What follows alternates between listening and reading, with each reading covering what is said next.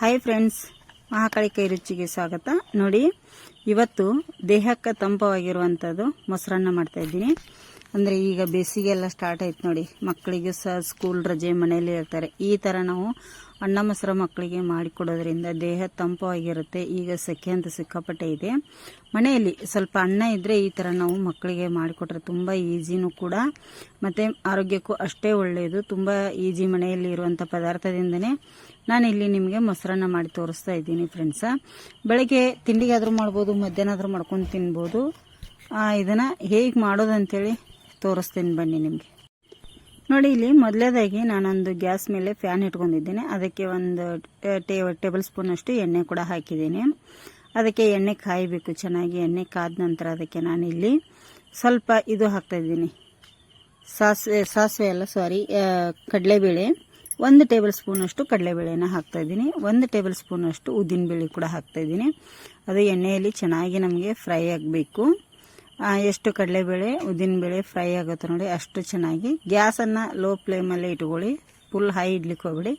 ಇಲ್ಲಿ 1 ಕಡ್ಡಿ ಕರಿಬೇವು ಸೊಪ್ಪನ್ನು ಹಾಕ್ತಾಯಿದ್ದೀನಿ ನಾನು. ಹಾಗೆ 1 ಕಾಯಿ ಮೆಣಸನ್ನು ಈ ಥರ ನಾನು ಕಟ್ ಮಾಡಿ ಹಾಕ್ತಾಯಿದ್ದೀನಿ.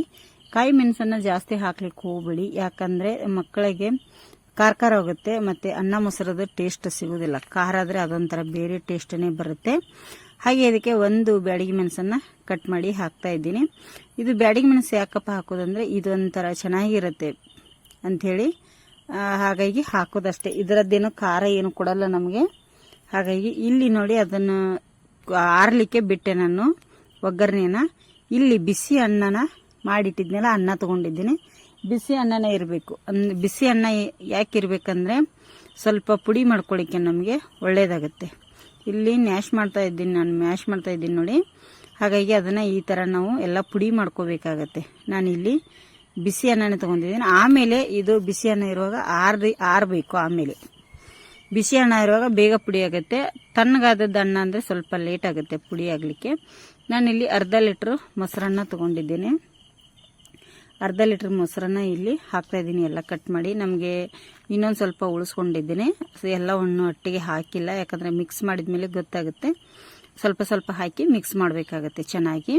ಇಲ್ಲಿ ನಾನು ಸ್ವಲ್ಪ ಸ್ವಲ್ಪ ಹಾಕಿ ಮಿಕ್ಸ್ ಮಾಡ್ತಾಯಿದ್ದೀನಿ. ಹಾಗೆ ಮೊಸರು ಹುಳಿ ನಿಮಗೆ ಇದೆ ಅಂತ ಅನಿಸಿದರೆ ಸ್ವಲ್ಪ 2-3 ಟೇಬಲ್ ಸ್ಪೂನ್ ಅಷ್ಟು ಹಾಲು ಕೂಡ ಹಾಕೋಬೋದು. ನಾವಿಲ್ಲಿ ಹಾಲು ಕಾಯಿಸಿ ಆರಿಸಿರುವಂಥ ಹಾಲನ್ನು ನಾನು ಹಾಕಿದ್ದೇನೆ. ಮೊಸರು ಹುಳಿ ಇದ್ರೆ ಮಾತ್ರ ಹಾಕೊಳ್ಳಿ ಹಾಲು, ಇಲ್ಲಾಂದ್ರೆ ಹಾಕ್ಲಿಕ್ಕೆ ಹೋಗ್ಬೇಡಿ. ನಾನು ಇಲ್ಲಿ ಏನು ಮಾಡ್ತಾಯಿದ್ದೀನಿ, 1 ಈರುಳ್ಳಿನ ಸ್ವಲ್ಪ ದಪ್ಪ ಕಟ್ ಮಾಡಿ ಹಾಕ್ತಾಯಿದ್ದೀನಿ. ಹಾಗೆ ಕರಿಬೇವು ಸೊಪ್ಪು, ಕೊತ್ತಂಬರಿ ಸೊಪ್ಪು, ಸ್ವಲ್ಪ ಕರಿಬೇವು ಸೊಪ್ಪು 2 ಮಿಕ್ಸ್ ಮಾಡಿ ಹಾಕಿದ್ದೀನಿ. ಹಾಗೆ ಡಳಂಬ್ರಿ ಬೀಜ ಮನೆಯಲ್ಲಿದ್ದರೆ ಡಳಂಬ್ರಿ ಹಾಕೊಳ್ಳಿ, ಇಲ್ಲಾಂದರೆ ಬಿಡಿ. 1 ಟೇಬಲ್ ಸ್ಪೂನ್ ಅಷ್ಟು ಹಸಿ ಶುಂಠಿ ತುರಿದಿರುವಂಥದ್ದು. ಈಗ ಎಲ್ಲವನ್ನು ಹಾಕಿ ಮಿಕ್ಸ್ ಮಾಡ್ತಾಯಿದ್ದೀನಿ. ಇದನ್ನೆಲ್ಲ ಈಗ ಹಾಕಿದ ಮೇಲೆ ಇದು ಮಿಕ್ಸ್ ಆಗಬೇಕು ಚೆನ್ನಾಗಿ. ಡಳಂಬ್ರಿ ಹಾಕಿದರೆ ತುಂಬ ಚೆನ್ನಾಗಿರುತ್ತೆ, ಮಕ್ಕಳು ಇಷ್ಟಪಟ್ಟು ತಿಂತಾರೆ. ಕಲರ್ಫುಲ್ಲಾಗಿ ಕೂಡ ಕಾಣುತ್ತೆ ಮೊಸರನ್ನ. ಇಲ್ಲಿ ನಾನು ಒಗ್ಗರಣೆ ಹಾಕಿದ್ನೆಲ್ಲ ಅದು ಆರಿದೆ. ಈಗ ಆರಿರೋಂಥ ಒಗ್ಗರಣೆನ ಇದಕ್ಕೆ ಸೇರಿಸ್ತಾ ಇದ್ದೀನಿ ನೋಡಿ. ಈಗ ಇದನ್ನು ಕೂಡ ಮಿಕ್ಸ್ ಮಾಡಬೇಕಾಗತ್ತೆ ನಾವು ಚೆನ್ನಾಗಿ. ರುಚಿಗೆ ತಕ್ಕಷ್ಟು ಉಪ್ಪು. ಅನ್ನಕ್ಕೆ ನೀವು ಉಪ್ಪು ಹಾಕಿಲ್ಲ ಅಂದರೆ ಈಗ ರುಚಿಗೆ ತಕ್ಕಷ್ಟು ಉಪ್ಪನ್ನು ನೀವು ಹಾಕ್ಬೋದು. ನಾನು ಅನ್ನಕ್ಕೆ ಕೂಡ ಹಾಕಿದ್ದೆ, ಇಲ್ಲಿ ಸ್ವಲ್ಪ ನಾನು ಹಾಕಿದೆ ಅಷ್ಟೇ. ಅನ್ನಕ್ಕೆ ನಾವು ಉಪ್ಪು ಹಾಕಿನೇ ಬೇಯಿಸ್ತೇವೆ. ಹಾಗಾಗಿ ಈಗ ಇದನ್ನೆಲ್ಲ ನೋಡಿ ಎಲ್ಲ ಚೆನ್ನಾಗಿ ನಾನು ಮಿಕ್ಸ್ ಮಾಡ್ಕೊಳ್ತಾ ಇದ್ದೀನಿ ಸೂಪರಾಗಿ. ಹಾಗೆ ಈಗ ಇದನ್ನು ನಿಮಗೆ ಸರ್ವ್ ಮಾಡಿ ಕೂಡ ತೋರಿಸ್ತೇನೆ ನೋಡಿ. ತುಂಬ ಚೆನ್ನಾಗಿರುತ್ತೆ. ನೀವು ಒಮ್ಮೆ ಮನೆಯಲ್ಲಿ ಟ್ರೈ ಮಾಡಿ ಫ್ರೆಂಡ್ಸ್. ಇನ್ನೊಂದು ನಿಮ್ಮ ಹತ್ರ ಕೇಳ್ಕೊಳ್ತಾ ಇದ್ದೀನಿ, ಆದಷ್ಟು ನಮ್ಮ ವಿಡಿಯೋನ ಶೇರ್ ಮಾಡಿ. ಮತ್ತು ಇನ್ನೊಂದು, ನಾನು ಕಮೆಂಟ್ ಮಾಡೋದನ್ನು ಮರಿಲಿಕ್ಕೆ ಹೋಗಬೇಡಿ. ಯಾರು ಕೂಡ ಕಮೆಂಟ್ ಮಾಡಿ ಹೇಗೆ ಅನಿಸಿತ್ತು ಅಂತೇಳಿ ನೀವು ಒಂದ್ಸತಿ ಮನೆಯಲ್ಲಿ ಟ್ರೈ ಮಾಡಿ. ನಮ್ಮ ಚಾನಲ್ನ ಸಬ್ಸ್ಕ್ರೈಬ್ ಮಾಡ್ಕೊಳ್ಳಿ. ಹಾಗೆ ವಿಡಿಯೋ ಇಷ್ಟ ಆದರೆ ಲೈಕನ್ನು ಮಾಡಿ.